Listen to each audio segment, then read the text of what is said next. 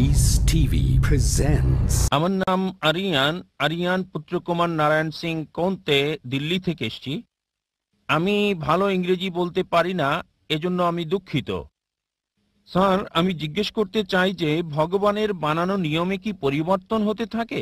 আমি এজন্য জিজ্ঞেস করছি যে ইসলাম ধর্মে বলা হয় যে মানুষের কখনো পুনর্জন্ম হয় না, আর শ্রীমদ্ ভগবত গীতাতে শ্রীকৃষ্ণ অর্জুনকে বলেছিলেন, হে পৃথিবীর মানুষ, যার মানে সবাই কয়েকবার জন্ম নেয়। হয়তো তোমার জানা নেই যে আমার কয়েকবার জন্ম হয়ে গেছে। আমি প্রথমে গীতাতে যে জ্ঞান দিয়েছিলাম তা প্রথমে মানুষকে দিয়েছিলাম, যাকে আপনারা সবাই নূহ আলাইহিসসালাম হিসেবে চিনে থাকেন।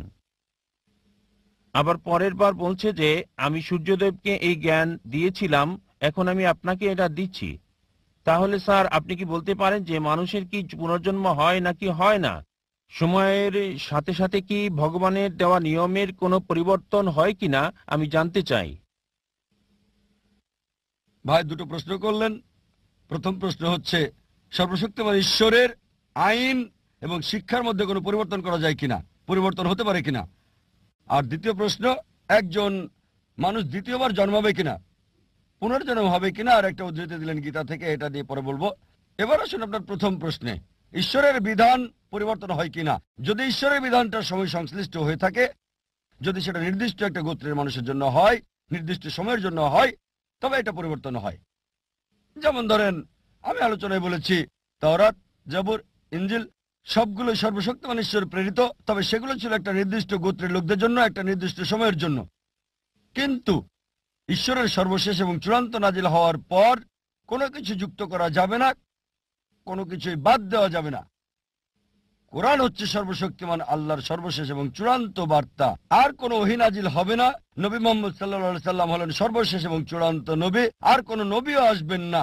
আল্লাহ বলেন সূরা আহজাব অধ্যায় 33 আয়াত 40, মা কানা মুহাম্মাদুন আবা আহাদিম মিন রিজালিকুম ওয়ালাকিন রাসূলুল্লাহ ওয়া খাতামুন নবিয়্যিন ওয়া কানা আল্লাহু বিকুল্লি শাইইন আলিমা। যে মুহাম্মদ সাল্লাল্লাহু আলাইহি সাল্লাম কোনো পুরুষের পিতা নন, তবে তিনি আল্লাহর রাসূল এবং নবীদের সিলমোহর। আর আল্লাহ সর্বজ্ঞ সর্বজ্ঞানী। নবী মুহাম্মদের পর যদি কেউ বলে সে আল্লাহর নবী, তার কাছে ওহী আসে, তার মানসিক চিকিৎসা দরকার।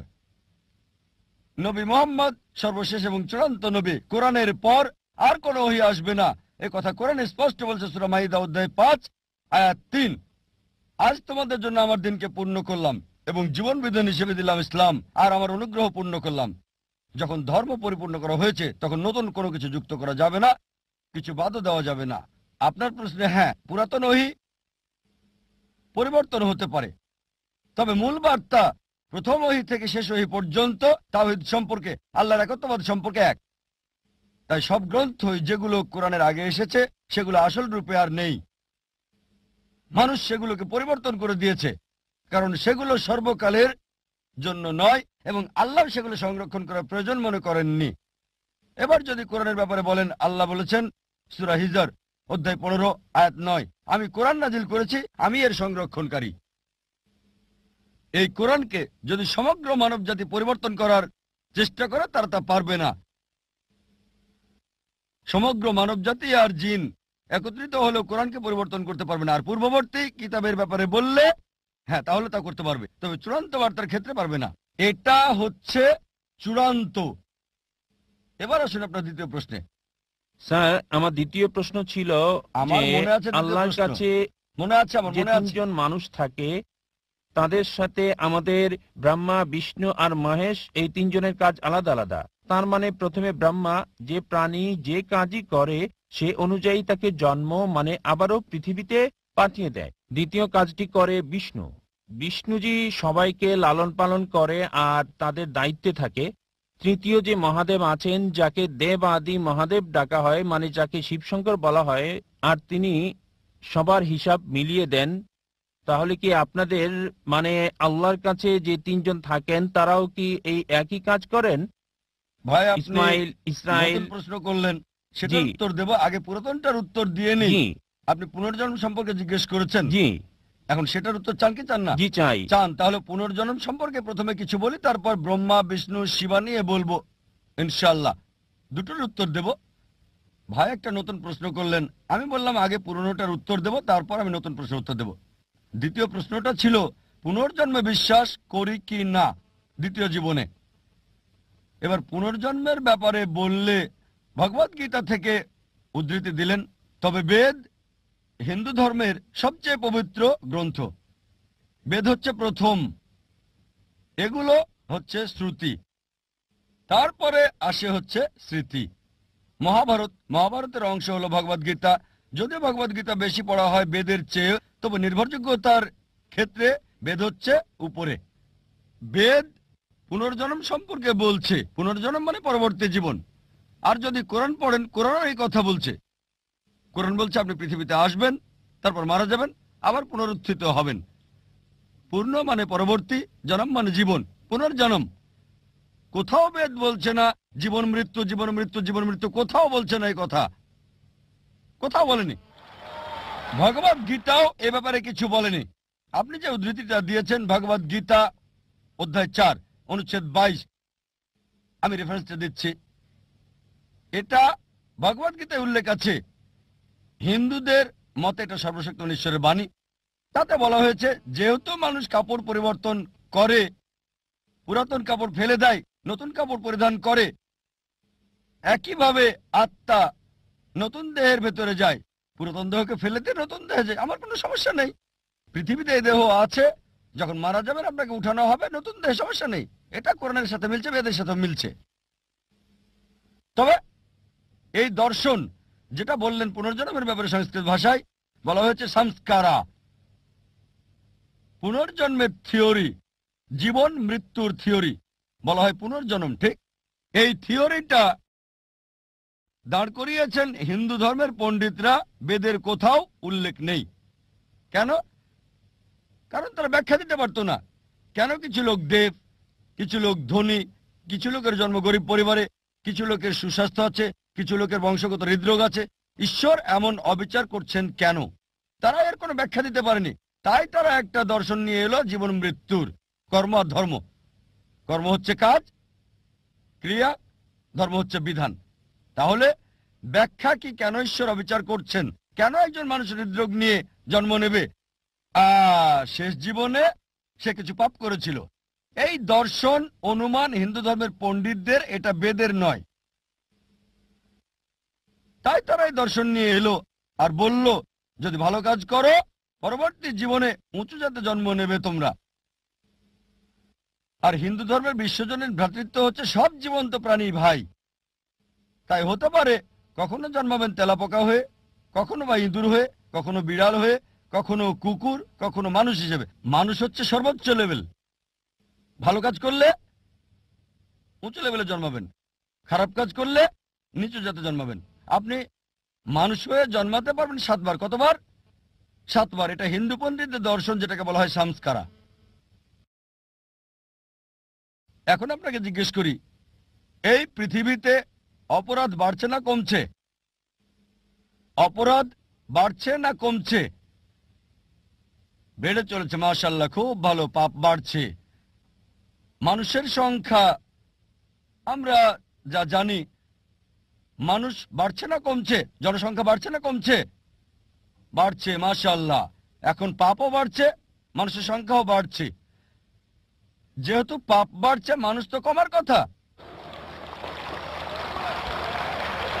তাই বোঝা যাচ্ছে লজিক্যালি এটা ঠিক না। এজন্য আমি পুনর্জন্ম বিশ্বাস করি। পুনর্জন্ম মানে পরবর্তী জীবন, এ ব্যাপারে কোরআনও বলছে। তবে একবার এই পৃথিবীতে আসবেন, একবার। এবার আপনার দ্বিতীয় প্রশ্নে আসি, যে ব্রহ্মা, বিষ্ণু, মহেশ বা শিবা এটা একই। দুটো নাম, মহেশ আর শিবা একই, তবে সবচেয়ে পরিচিত হচ্ছে শিবা। ঠিক, স্রষ্টা, ধ্বংসকারী, রক্ষাকারী, ব্রহ্মা, বিষ্ণু, শিবা। আর আপনি বললেন ঈশ্বরের 3টি রূপ। না, 3টি রূপ না। তার কি কোনো মানুষ আছে? হ্যাঁ, তার অনেক ফেরেশতা আছেন, তবে ঈশ্বর একাই যথেষ্ট, কোনো সাহায্যের দরকার হয় না। তবে যদি তিনি চান ফেরেশতা দিয়ে কাজ করাতে পারেন, যদি চান। যদি না চান সমস্যা নেই। তিনি শুধু চাইবেন, তা হবে। কুন ফায়াকুন, হও আর হয়ে যায়।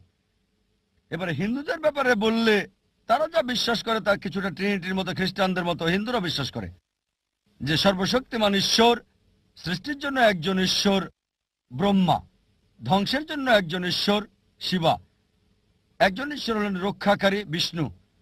সুতরাং আলাদা ঈশ্বর সৃষ্টির জন্য, আলাদা ঈশ্বর রক্ষার জন্য, আলাদা ঈশ্বর ধ্বংসের জন্য।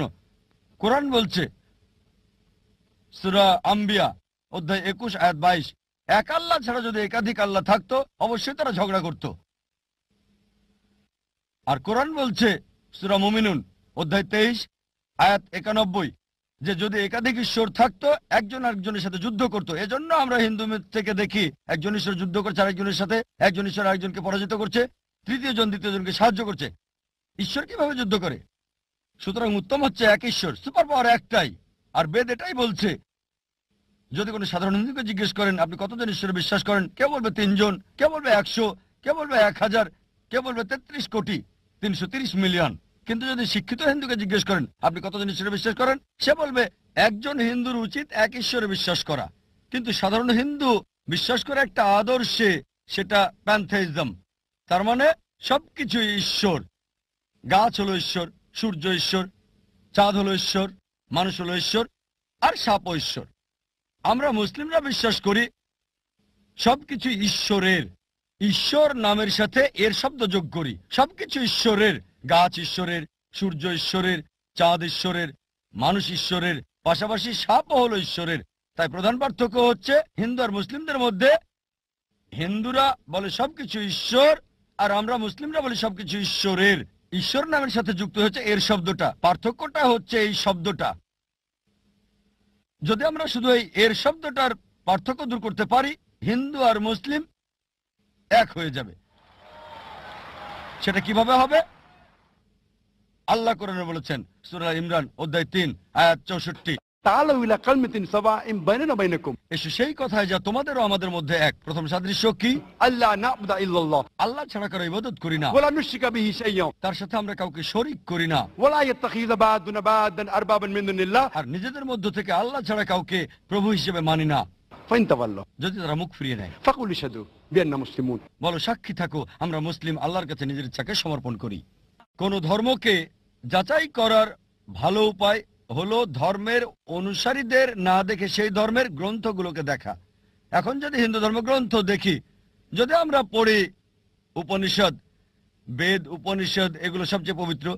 ছান্দোগ্য উপনিষদে বলা হয়েছে অধ্যায় 6 অনুচ্ছেদ 2 পরিচ্ছেদ 1, एकम एविदित्यम ঈশ্বর একজনই, দ্বিতীয় কেউ নেই। এটা সংস্কৃত উদ্ধৃতি। एकम एविदित्यम ঈশ্বর কেবল একজন, দ্বিতীয় কেউ নেই। শ্বেতাসূত্র উপনিষদে বলা হয়েছে অধ্যায় 6 অনুচ্ছেদ 9, नाचस्य कसिज जनिता न चदीपा তার কোনো প্রভু নাই, তার কোনো পিতামাতা নাই। সর্বশক্ত ঈশ্বরের কোনো প্রভু নেই, তার কোনো মা নেই, তার কোনো বাবা নেই। শ্বেতাসূত্র উপনিষদে বলা হয়েছে 4 নম্বর অধ্যায় অনুচ্ছেদ 19, न तस्य प्रतिमा अस्ति ঈশ্বরের কোনো প্রতিমা নেই। প্রতিমা মানে প্রতিচ্ছবি, প্রতিমা মানে ফটোগ্রাফ, ভাস্কর্য, মূর্তি, পেন্টিং। সর্বশক্তিমান ঈশ্বরের কোনো ফটোগ্রাফ নেই, কোনো প্রতিমা নেই, কোনো প্রতিমূর্তি নেই, কোনো পেন্টিং নেই, তার কোনো ছবি নেই। হিন্দু গ্রন্থগুলোর মধ্যে সবচেয়ে পবিত্র গ্রন্থ হচ্ছে বেদ, আর যজুর্বেদে আছে অনুচ্ছেদ 32 পরিচ্ছেদ 3, न तस्य प्रतिमा अस्ति সর্বশক্তিমান ঈশ্বরের কোনো প্রতিমূর্তি নেই, কোনো প্রতিচ্ছবি নেই, কোনো প্রতিমা নেই, কোনো ভাস্কর্য নেই, কোনো মূর্তি নেই। যজুর্বেদে বলা হচ্ছে অধ্যায় 40 অনুচ্ছেদ 8 সর্বশক্তিমান ঈশ্বর পবিত্র। যজুর্বেদে বলা হচ্ছে অধ্যায় 40 অনুচ্ছেদ 9 अंधात्म प्रविशन्ति या समुद्रमुपास्ते তারা অন্ধকারে প্রবেশ করে যারা আসাম্ভূতির উপাসনা করে। আসাম্ভূতি হলো প্রাকৃতিক বস্তু যেমন আগুন, পানি, বাতাস ইত্যাদি। অনুচ্ছেদ আরো বলছে তারা অন্ধকারে প্রবেশ করে যারা সাম্ভূতির পূজা করে। সাম্ভূতি হচ্ছে তৈরি করা বস্তু যেমন টেবিল, চেয়ার, মূর্তি ইত্যাদি। কে বলেছে? যজুর্বেদ অধ্যায় 40 অনুচ্ছেদ 9। আর হিন্দু ধর্মের ব্রাহ্মসূত্র হচ্ছে एकम ब्राह्मण देवता नास्ते नैना नास्ते किंचन भगवान एक ही है, दूसरा नहीं है, नहीं है, नहीं है, जरा भी नहीं है। ঈশ্বর একজনই, দ্বিতীয় কেউ নেই, কেউ নেই, কেউ নেই, কোথাও কেউ নেই। আমি দর্শকদের বলবো এই ছেলের জন্য জোর করতালি দিতে, কারণ আমি মনে করি যখন আমাদের বয়স কম আমরা বেশি নিষ্পাপ, বেশি ন্যায়পরায়ণ, বেশি সত্যবাদী। সে এরই দৃষ্টান্ত দেখালো। প্রশ্নটি খুবই গুরুত্বপূর্ণ, তার দৃষ্টিভঙ্গিও চমৎকার। আলহামদুলিল্লাহ। Peace TV presents